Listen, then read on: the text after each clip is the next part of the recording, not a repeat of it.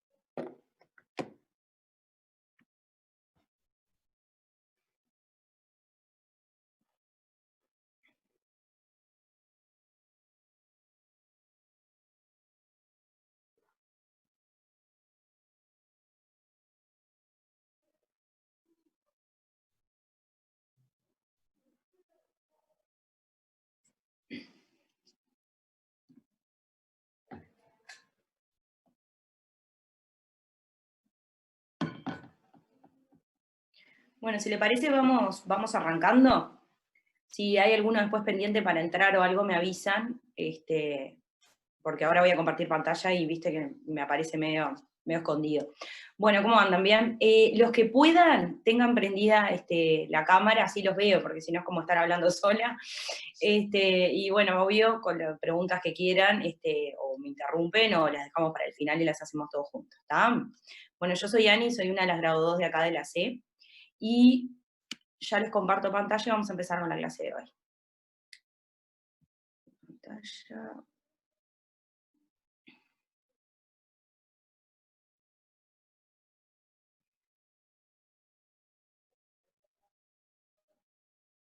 ¿Se me escucha bien?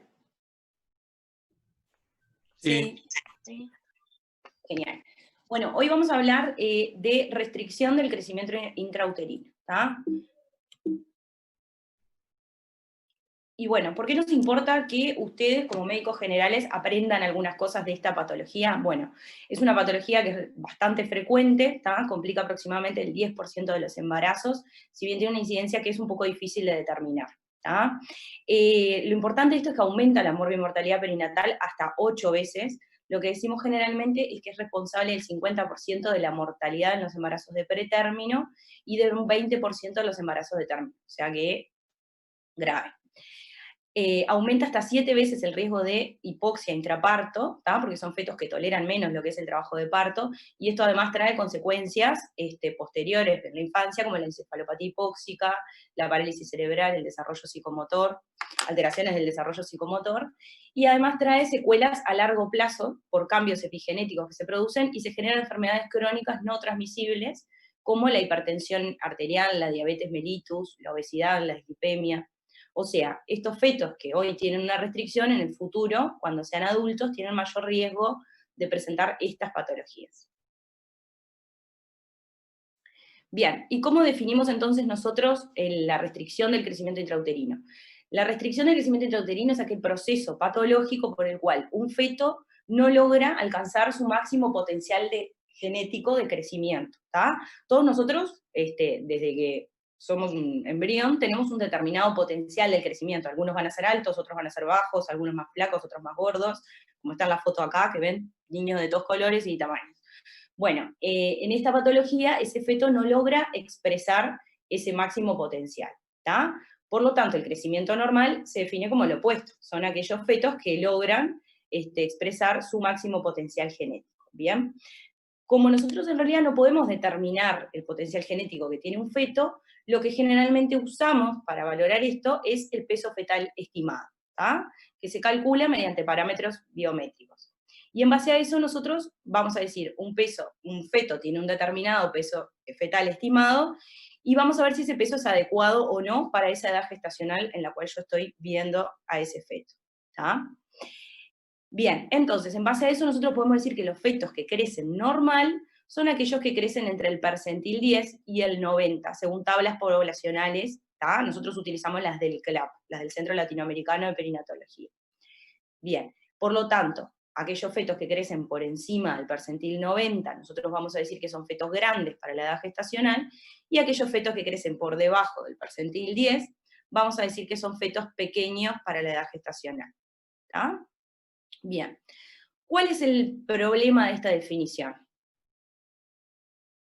Que nosotros, en realidad, todos esos fetos que crecen por debajo del percentil 10, o sea, que son pequeños para la edad gestacional, no son necesariamente fetos que tienen una restricción del crecimiento, ¿tá? Hay los fetos pequeños para la edad gestacional, hay fetos que, como ven, es como este bebé cuando nació, que es un niño sano, ¿tá? Es constitucionalmente pequeño, o sea, es un niño que su máximo potencial genético era crecer de ese tamaño.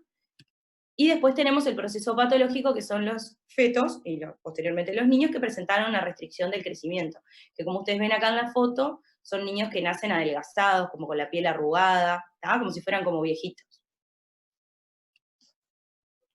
Bien, entonces nosotros, ¿cómo hacemos para diagnosticar una restricción del crecimiento?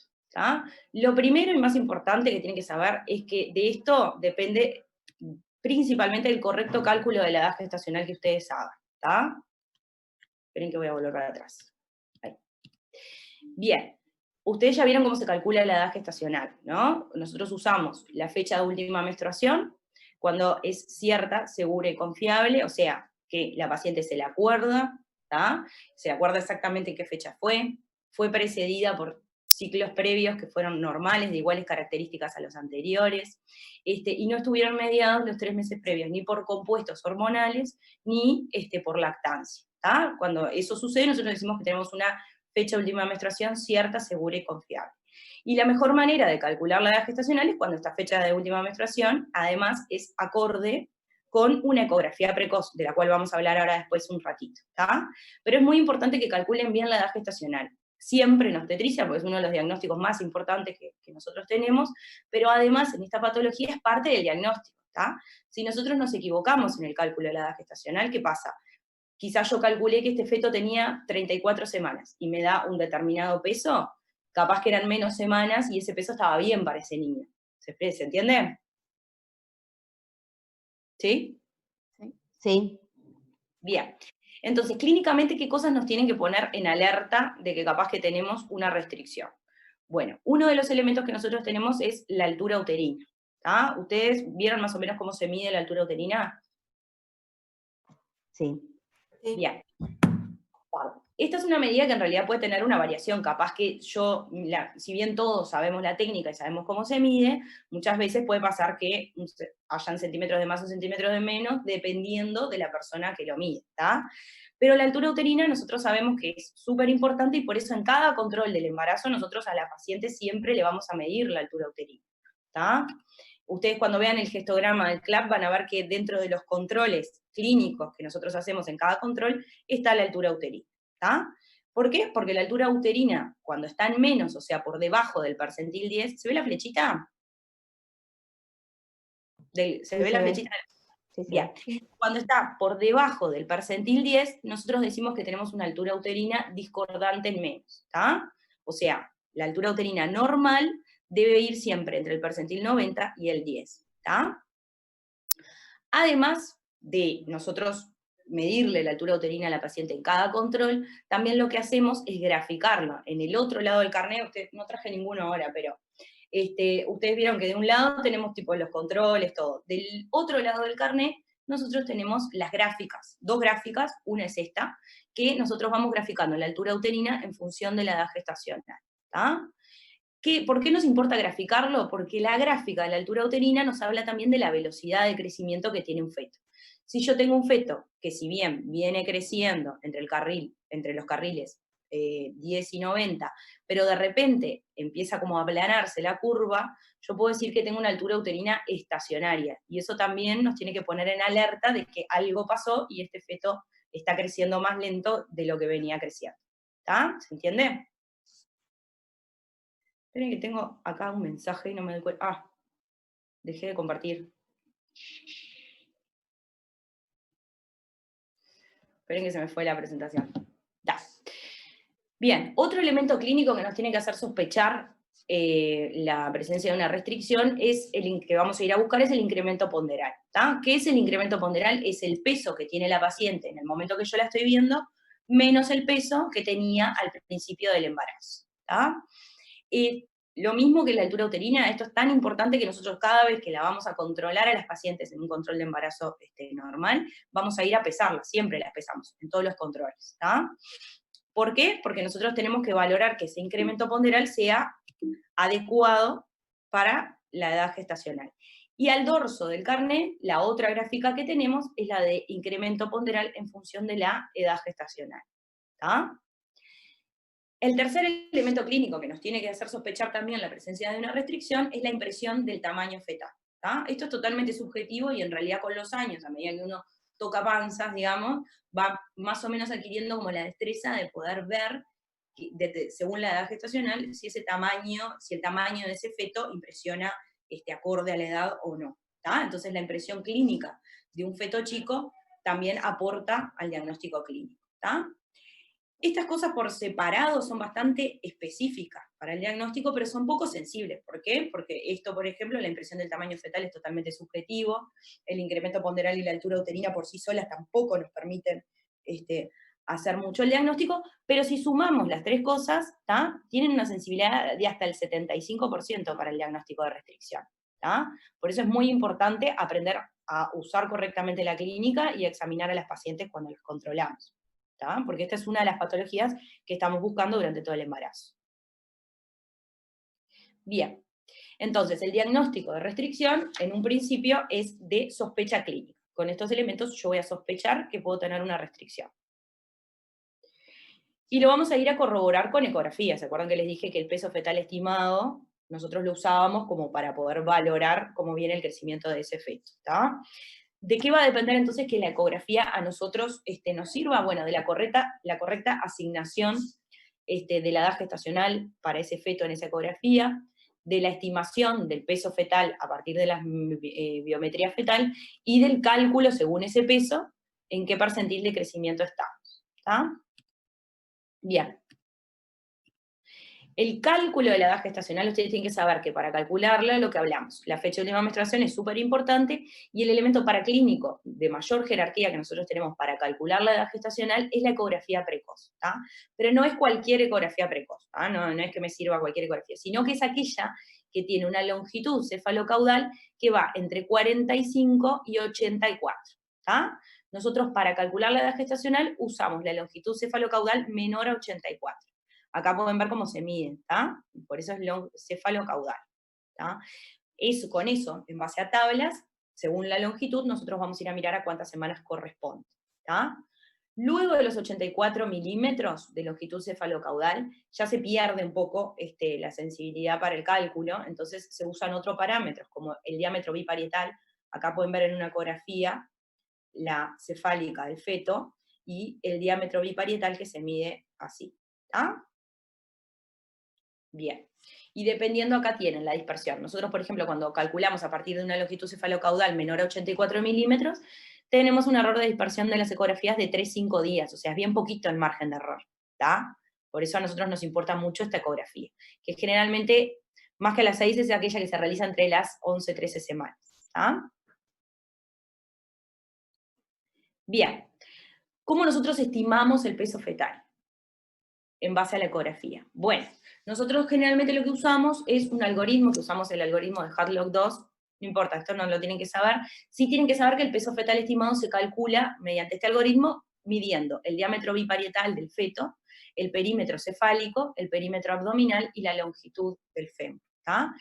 Existen calculadoras, hay calculadoras informáticas, está en internet, en la calculadora del Hospital Clínic de Barcelona, que es este que está acá, en donde nosotros ponemos las medidas, ¿tá? Y ponemos calcular el peso y nos aparece el peso fetal estimado.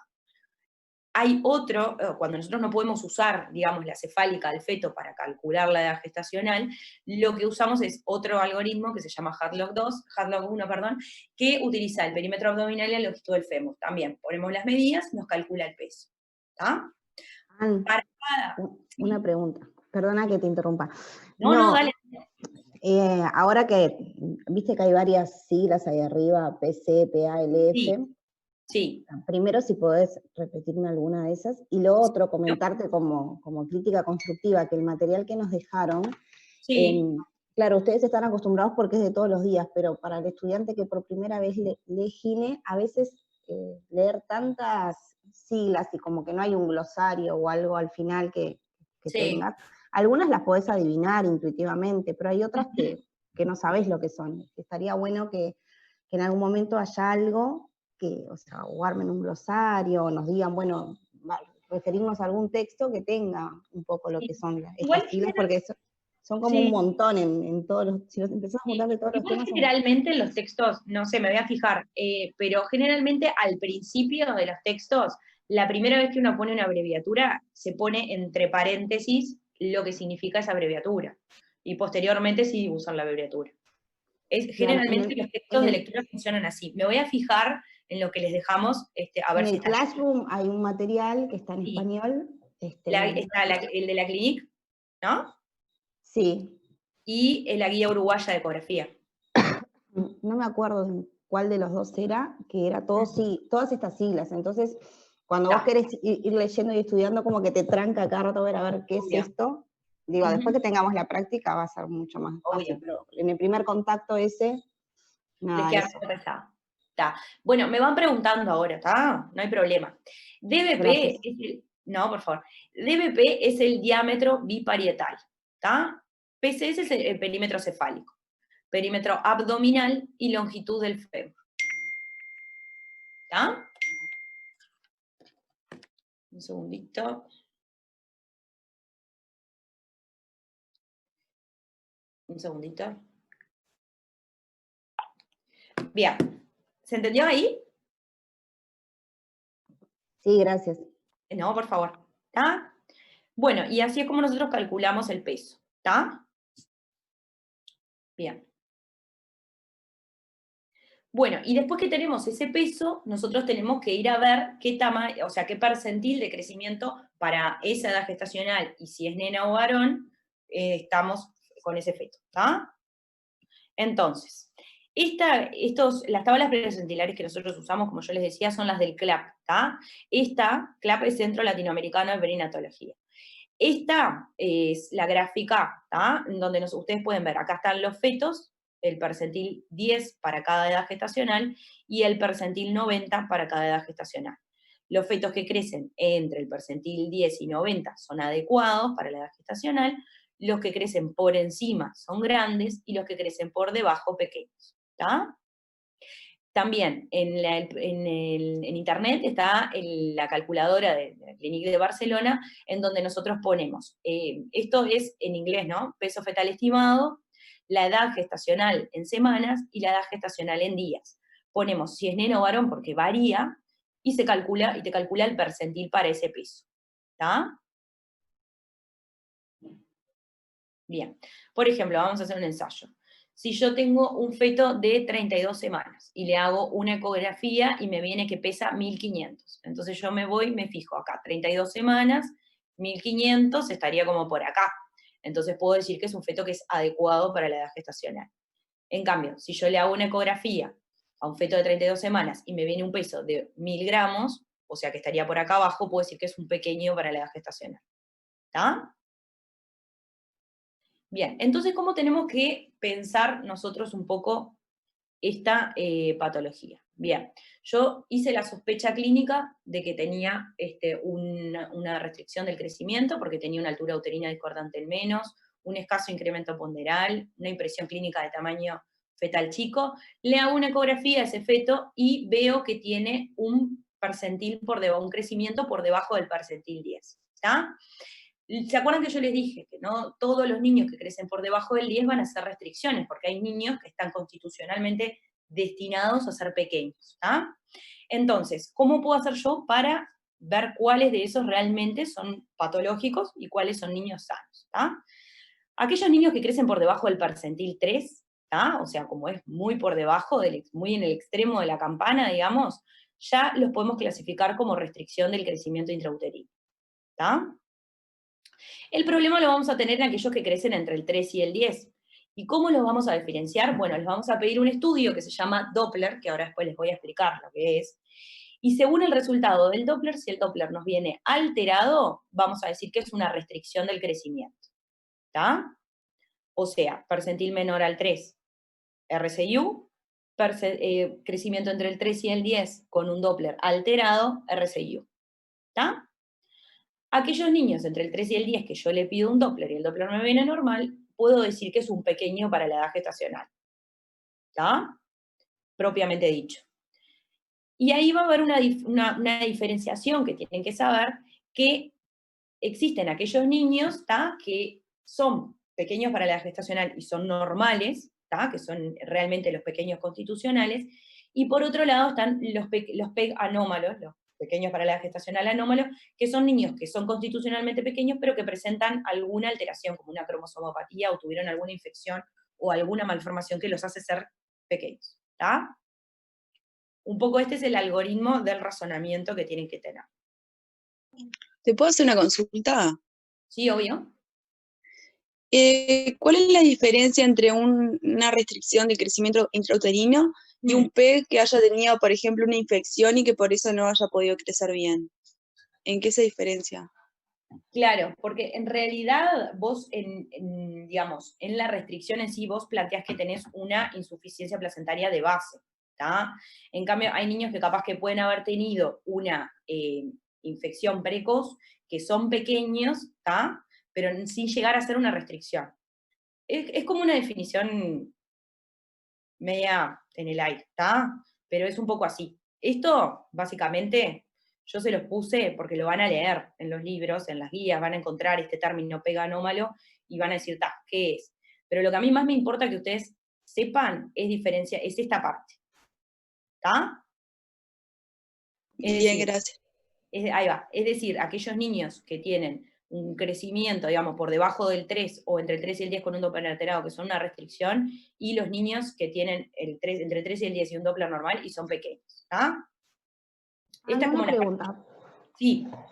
Porque el sábado en la clase de residentes hablaban de, creo que era Santiago Zunini, habló de sí. Doppler, y decía que a veces como que hay que ver también el terreno del paciente, porque de repente viene el Doppler normal, o viene en realidad normal, pero ¿cómo es? La relación entre la uterina y la cerebral viene alterada, y a veces seguís de largo, y en realidad puede ser que haya, o sea, que en definitiva esté alterado. ¿Cuál es la sensibilidad de eso para decir, bueno, medio normal, ahora, ya lo clasifiqué o sigo de largo? Ahora les voy a explicar el Doppler enterito. Dale, dale, y nos fijamos ahí si te respondo la pregunta o si no me la volvés a hacer. ¿Está? Bien. Dale, dale. ¿Hasta acá alguna pregunta? ¿Alguna otra? No, seguimos. Bien. Bueno, hay múltiples factores, ¿tá?, que influyen en la aparición de una restricción del crecimiento intrauterino. ¿Tá? En la base de la restricción del crecimiento intrauterino, siempre vamos a tener lo que es la insuficiencia placentaria, ¿tá? Una placenta que funciona mal, ¿tá? Es que hace que ese feto reciba menos oxígeno y menos nutrientes. ¿Qué factores de riesgo entonces nosotros podemos reconocer en una paciente para la restricción del crecimiento? Bueno, muy importante los antecedentes obstétricos, ¿tá? Siempre ustedes le van a preguntar a las pacientes sus antecedentes obstétricos cuando la ven, le van a preguntar cuántos partos tuvo, cesáreas, bueno. También hay que preguntar los pesos de los niños, ¿tá? Los pesos de los embarazos previos, y ver si tuvo el antecedente o no de una restricción, ¿tá? O de un pequeño para la edad gestacional. Ese es un factor de riesgo importante. También siempre tenemos que preguntar el antecedente de patologías que puedan generar vasculopatías, sobre todo la diabetes pregestacional, el síndrome antifosfolipídico, ¿tá? Las enfermedades autoinmunes también como el lupus, o patologías como la nefropatía, ¿tá? Ser gestante añosa o adolescente también es factor de riesgo. La anemia, porque nos implica un menor aporte de oxígeno a nivel fetal. Siempre los tóxicos, el tabaquismo, la cocaína, ¿tá? También demostraron esto. Y esto es muy importante, los estados hipertensivos son un factor de riesgo importante, ¿tá? Para la restricción. Por ejemplo, cuando ustedes tengan una preeclampsia o una hipertensa crónica, siempre van a estar pensando y esperando que pueda ocurrir esta patología, ¿tá? La desnutrición materna o la obesidad también son factores de riesgo, el embarazo múltiple, y esto es no menos importante, es el estrés materno y las situaciones de violencia que pueda tener la paciente, ¿tá? También tenemos que interrogarlas. Bien. Y acá viene un poco esta pregunta. Yo les dije que para diferenciar entonces entre PEG y RCU, nosotros usábamos mucho el Doppler, ¿tá? Pero capaz que no saben lo que es el Doppler, ¿tá? El Doppler es un estudio de imagen, ¿tá? Que es no invasivo, que ustedes van a ver que se hace, es como una ecografía, ¿tá? Pero donde se valoran otras cosas, ¿tá? ¿Qué valoramos en el Doppler? Nosotros lo que estudiamos es la hemodinamia fetal, ¿tá? Medimos flujos y resistencias de distintos vasos, ¿tá? Y valoramos a nivel de para valorar la hemodinamia, digamos, del lado materno, nosotros vemos las arterias uterinas, ¿tá? Se mide el flujo y la resistencia a la arteria uterina.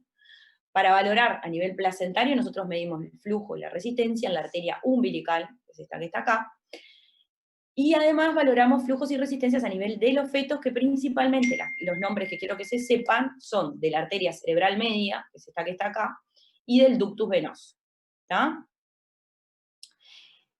Este estudio es muy importante, ¿tá? Es el gold standard para la valoración de la salud fetal en el RCU, nos va a guiar el manejo, no solo el diagnóstico, nos aporta el diagnóstico, nos guía el manejo, la oportunidad y la vía de interrupción de estos embarazos. Y además cambió completamente lo que era el seguimiento de estas pacientes, porque disminuyó muchísimo lo que era la morbimortalidad perinatal de estos fetos. Bien. Bueno. Un poco yendo entonces a la fisiopatología. Yo les dije que en la base de esto, tengo que correr esto porque no veo lo de arriba. Bien.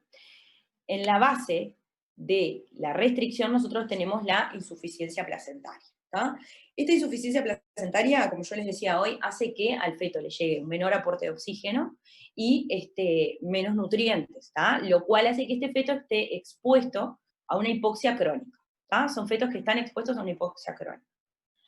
Esto si se corta, entramos de vuelta con el mismo ID y la misma contraseña. ¿Tá? Bien. Bien.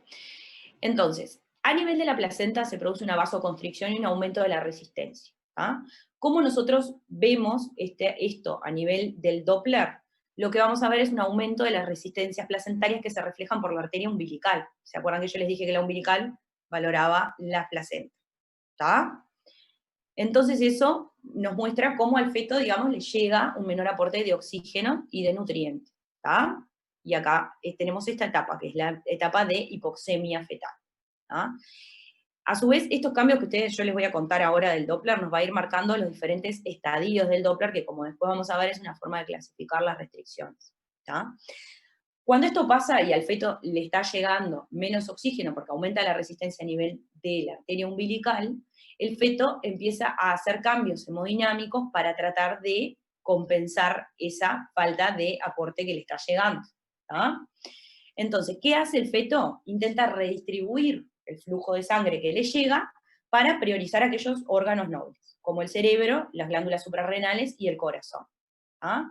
¿Cómo lo vemos nosotros eso en el Doppler? Vemos que hay una vasodilatación de la arteria cerebral media. O sea, en un intento de que le llegue más oxígeno al cerebro, ¿qué hace el feto? Vasodilata la arteria cerebral media. ¿Tá?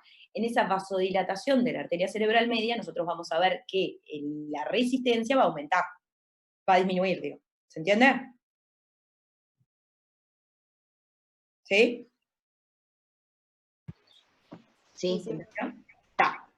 Bien. Entonces, todos esos cambios nos marcan el estadio 1 del Doppler. ¿Tá? ¿Qué cosas? Entonces, el aumento de las resistencias placentarias, o sea, el aumento de la resistencia en la arteria umbilical, y la disminución de la resistencia en la arteria cerebral media. ¿Tá? El índice cerebroplacentario, que nosotros, que lo ven acá escrito, que capaz que también lo nombró Santiago el otro día, ¿tá? Es un índice que se calcula dividiendo el índice, la resistencia, el índice de pulsatilidad, que es la resistencia de la cerebral media, sobre la umbilical, ¿tá? Lo que se plantea es que este índice generalmente se altera más precozmente que los dos valores por separado. Entonces a nosotros nos sirve como para ir monitorizando. ¿Tá? Yo puedo tener un feto que tenga la resistencia umbilical y la cerebral media normal, pero el índice ya se me empieza a alterar. ¿Tá? Bien. Entonces esos son los primeros cambios que ocurren en el Doppler y a nivel de la hemodinamia fetal, y eso nos marca el estadio 1. ¿Tá? A medida que va aumentando la insuficiencia placentaria, el flujo en la arteria umbilical, que ya pasaba poco, puede pasar que en un momento se detenga y tenga episodios de ausencia de flujo en diástole. ¿Tá? Eso es lo que nos marca, que sea tanto la resistencia que directamente no hay flujo. Eso es lo que nos marca es el estadio 2 del Doppler. ¿Tá? Ausencia de flujo en diástole en la arteria umbilical. Bien. Cuando esto continúa avanzando, en la arteria umbilical no solo no hay flujo, sino que el flujo empieza a ir reverso. ¿Tá? Es tanta la resistencia que empieza a ir para el otro lado. ¿Tá? Y eso es el flujo reverso en la arteria umbilical, y ahí ya estaríamos frente a un estadio 3. Como yo les había dicho que el feto empieza a redistribuir el flujo, ¿tá? Aumentando la sangre que le llega al cerebro, que había una dilatación de la arteria cerebral, de la arteria cerebral media, existe como una vasoconstricción periférica en el feto. ¿Qué pasa entonces? Y disminuye el filtrado glomerular al nivel renal del feto. Eso ustedes lo van a poder ver como un oligoamnios. Van a ver que muchas veces las restricciones del crecimiento se acompañan de oligoamnios. ¿Tá?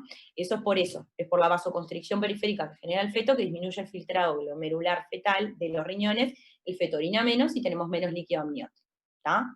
Eso para que sepan que no nos influye en el estadio, pero es importante porque nos marca de algún grado el grado de severidad que está teniendo esta restricción.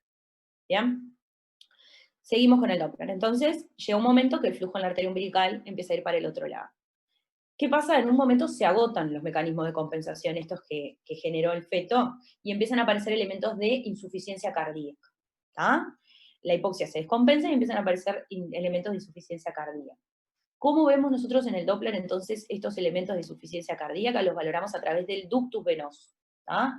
Que el ductus venoso es un shunt que existe entre la vena umbilical, ¿tá? Y la vena cava inferior que llega al ventrículo izquierdo. Entonces el ductus venoso nos habla de esa insuficiencia cardíaca. ¿Tá? Cuando estos mecanismos de compensación se agotan y aumenta, y empiezan a aparecer la insuficiencia cardíaca, aumenta la resistencia en el ductus venoso, que es esto que marca el estadio 3. ¿Tá? Y muchas veces es de tal severidad que está ausente el flujo en el ductus. ¿Tá? Esto es el estadio 3 del Doppler, que ya es un estadio grave. ¿Sí? Profe, Sí. ¿puede volver a explicar, por favor, de nuevo lo que pasaba primero en el estadio 3 con respecto al filtrado glomerular del feto que disminuía? Sí. Digamos, no, empieza antes, viste que vos ves acá la gráfica que dice ILA. ILA es el índice de líquido amniótico, ¿tá? Que nosotros lo usamos para medir el líquido amniótico en las ecografías. Y viste que en un momento como que empieza a bajar. ¿Tá? ¿Qué pasa? El feto como tiene esa hipoxia, ¿tá? Él prioriza, es muy inteligente el feto, prioriza irrigar los órganos más importantes, como son el cerebro y el corazón. ¿Tá? Entonces, ¿qué hace él? Vasodilata la arteria cerebral media para que le llegue más sangre al cerebro, por ejemplo, pero a nivel periférico y otros órganos lo que hace es vasocontraer, ¿tá? O sea, no quiero que la sangre llegue a esos otros lados, prefiero que llegue al cerebro, ¿tá? Entonces, en esa vasoconstricción periférica, entre esas cosas, hay una disminución del filtrado glomerular a nivel renal, ¿tá? ¿Para qué? Para no orinar tanto, para digamos, mantener su volemia yendo a los órganos nobles, ¿tá? Entonces, disminuye el filtrado glomerular fetal, el feto orina menos, y eso es lo que nos explica el oligoamnio que a veces aparece con las restricciones. ¿Está? Sí, ahora sí, gracias. ¿Se entendió bien? Nos habla, el oligoamnio entonces nos va a hablar de que este feto está intentando compensar de redistribuir su flujo de sangre, ¿tá? Para que le llegue el oxígeno a los órganos que más precisa. ¿Sí? Bien. Bueno, y si el proceso continúa avanzando, ¿tá? Además de la hipoxia, empiezan a aparecer una acidosis fetal, ¿tá? Y entonces ahí ya estaríamos frente a un estadio 4, que es un estadio premortem, en el cual en el ductus venoso no solo está muy aumentada la resistencia, o no hay flujo, sino que empieza a ir el flujo para el otro lado, para el lado opuesto, ¿tá? Y este es un estadio premortem grave, ¿tá? Y es el estadio 4. Bien. ¿Hasta acá alguna pregunta?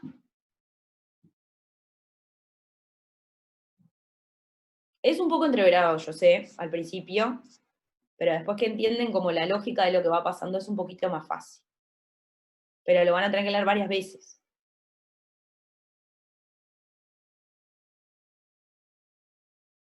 ¿O entendieron todo o no entendieron nada?